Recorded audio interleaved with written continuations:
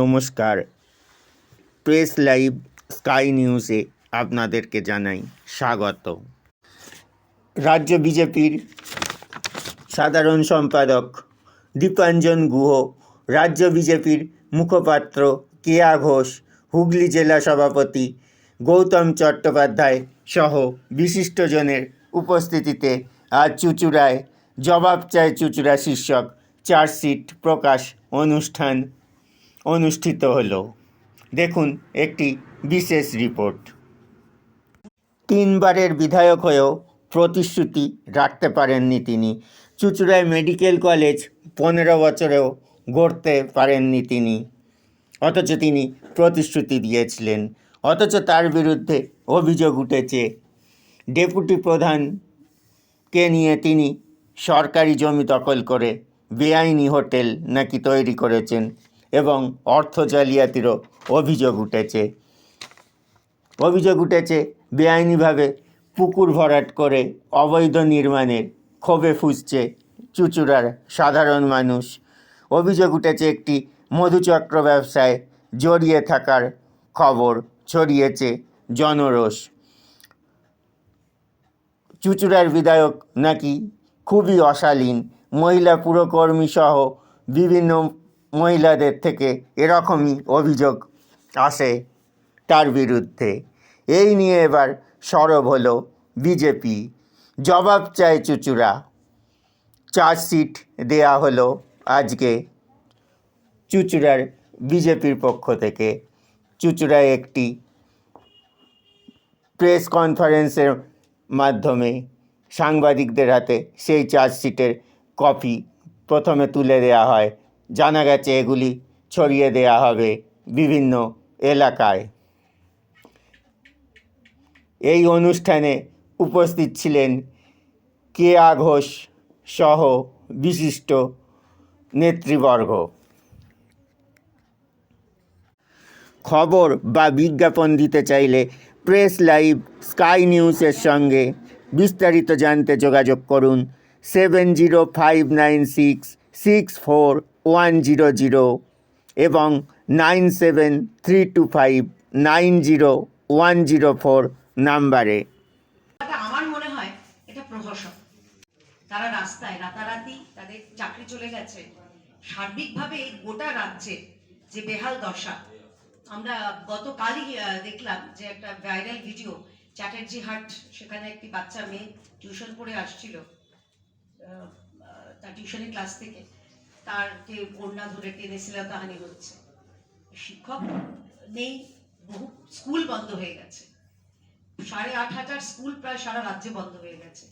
তো সার্বিক ছবি। তো এই জায়গায় দাঁড়িয়ে আলাদা করে শিক্ষার চার্জশিট দেওয়াটা আমার মনে হয় এটা প্রহসন।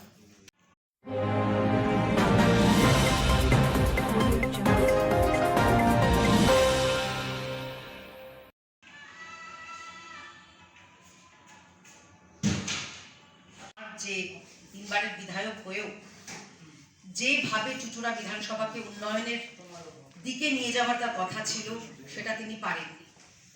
সেই কাজে তিনি ব্যর্থ এবং তার খতিয়ান আমরা তুলে ধরবো একে একে। বেশ কিছু কথা রয়েছে যেটা আমি আমাদের যারা এখানকার নেতৃত্ব রয়েছেন তাদের মনুষ্যত্বের কারণে এবং তাদের আন্তরিক অনুরোধে আমি কিছু কথা বাদ দিচ্ছি, কারণ আমরা শিষ্টাচারে বিশ্বাস করি। এটাই ভারতীয় জনতা পার্টির সংস্কার। অসিত মজুমদারের বিরুদ্ধে কিন্তু মহিলা পুরকর্মী এবং মহিলা পঞ্চায়েত প্রধানের সঙ্গে যে অভব্য আচরণ তার অভিযোগ উঠেছে। আমরা দেখেছি বিভিন্ন সময় এটা রাজ্যের বিভিন্ন মিডিয়া চ্যানেলেও এটা দেখানো হয়েছে যে একজন বিধায়ক, একজন মা মাটি মানুষের নেতা হয়েও, সেই দলের একজন প্রতিনিধি হয়েও, নির্বাচিত জনপ্রতিনিধি হয়েও তিনি কিভাবে বেশিরভাগ সময়তে মহিলাদের সঙ্গে অভব্য আচরণ করেছেন তার উদাহরণ রয়েছে ভুরি ভুরি। প্রথমে এটা দিয়েই শুরু করলাম। ভরপুর অভিযোগ এসেছে, বহু অভিযোগ এই অঞ্চলগুলিতে এসেছে, যেগুলোর কিছু বিস্তারিত তথ্য পরবর্তীকালে দীপাঞ্জন তাকে অনুরোধ করবো যদি উনি জানান। এর কারণে কিন্তু এখানকার যারা সাধারণ মানুষ তারা ক্ষোভে ফুঁসছে। আমরা জানি যে কিভাবে প্রয়োজন প্রকৃতির ভারসাম্য রাখার, পরিবেশের ভারসাম্য রাখার, অথচ মা মাটি মানুষ মুখে বলে মাটি দিয়ে পুকুর ভরাট করা চলছে। নির্বাচন, সেটাকে কেন্দ্র করে সমস্ত বিধানসভাতেই আমরা চার্জশিট পেশ করছি। চার্জশিট কেন? যারা সেখানে বিধায়ক আছেন, যারা সরকারে আছেন, তারা গত 5 বছরে কি করলো, তারা কি কি ত্রুটি করলো, এটাও জনতার জানা উচিত। সমাজের সামনে সেই বিষয়গুলো সামনে আনা উচিত। এরপরে আমরা আমাদের ম্যানিফেস্টো প্রকাশ করব যে আমরা কি করতে চাই। মোদিজি গভর্নমেন্ট সরকারে আসার আগে বলেছিলেন যে আমরা প্রত্যেক বছর রিপোর্ট কার্ড পেশ করব, আর উনি করছেন। যে উনি সরকারে আসার পরে, প্রধানমন্ত্রী হওয়ার পরে প্রত্যেক বছর ভারতবর্ষের কি কি বিকাশ হচ্ছে, কোন কোন ক্ষেত্রে বিকাশ হচ্ছে, সেটা উনি সবার সামনে রাখছেন। সেরকম আমরাও যখন আগামী দিনে আমরা এখান থেকে জিতবো, যখন আমরা এখানে সরকার তৈরি করব, আমরাও প্রত্যেক বছর রিপোর্ট কার্ড দেবো যে আমরা কি করেছি। কিন্তু আজকের এমন অবস্থা, এমন একজন ব্যক্তির সম্বন্ধে আমরা ব্যক্তি বা ব্যক্তির নাম নিয়ে তুলি না, ব্যক্তির বিরুদ্ধে বলি না, কিন্তু এমন একজন ব্যক্তি গত 3 বারের বিধায়ক এখানে, কিন্তু তিনি যে ধরনের সামাজিক ব্যবস্থা গড়ে তোলার চেষ্টা করেছেন, যে ধরনের অভব্য আচরণ করছেন মহিলাদের সঙ্গে, কিছু বিষয় চার্জশিটে এসছে, আমরা সেই শব্দগুলো আমরা মাইকের সামনে বলতে চাইছি না, যে যে বিষয়ের সঙ্গে তার নাম জড়িয়ে উঠেছে। যেভাবে আমাদের রাজনৈতিক কর্মীদেরকে উনি দাঁড় করিয়ে নিজে হাতে মারধর করেছেন, এত একজন বয়স্ক লোক, তিনি নিজে এই ধরনের রাস্তায়, যেটাকে আমরা চলতি কথায় গুন্ডামি বলি, এই ধরনের করছেন। বাকি করাপশনের চার্জে কাটমানির ক্ষেত্রে ওনার নেত্রী মুখ্যমন্ত্রী মমতা ব্যানার্জি, যেটা গৌতম দা বললেন, কেয়াদিও বললেন, তিনি নিজে সর্বসমক্ষে বলেছেন যে একটু কম খাও, ভাগ করে খাও।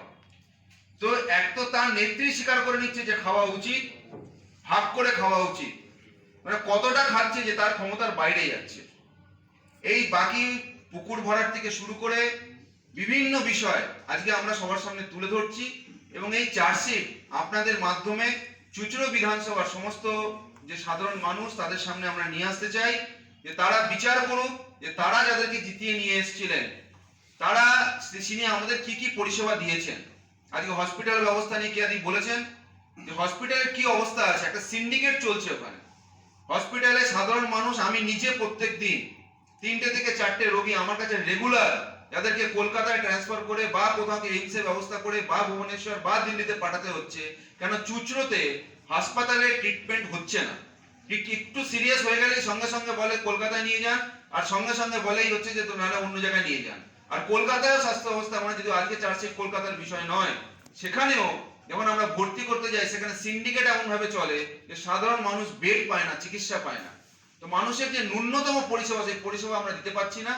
আর রাস্তা, যেটা মিনিমাম আমাদের দরকার, সেই রাস্তাঘাটের অবস্থা খুব শোচনীয়। এরকম অবস্থায় আমরা যে চার্জশিট পেশ করেছি। বাকি আপনাদের কোনো প্রশ্ন থাকলে আপনারা প্রশ্ন করতে পারেন। ধন্যবাদ।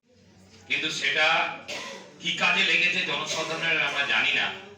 সেই মিটিং এ মুখ্যমন্ত্রী বলেছিলেন যে এত নিজের পেট ভরালে হবে, একটু সবাইকে দিয়ে দিয়ে খাও।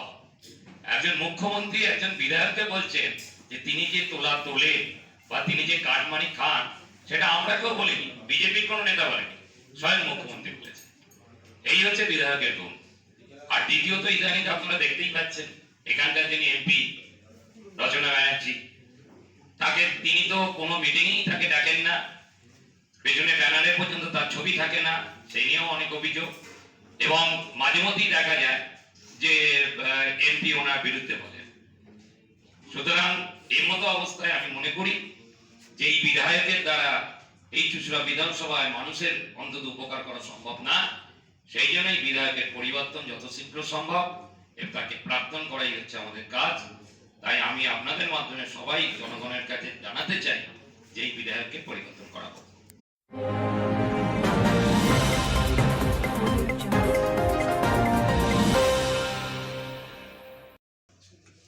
6 মাস বাদে আমি কথা দিচ্ছি আসবো।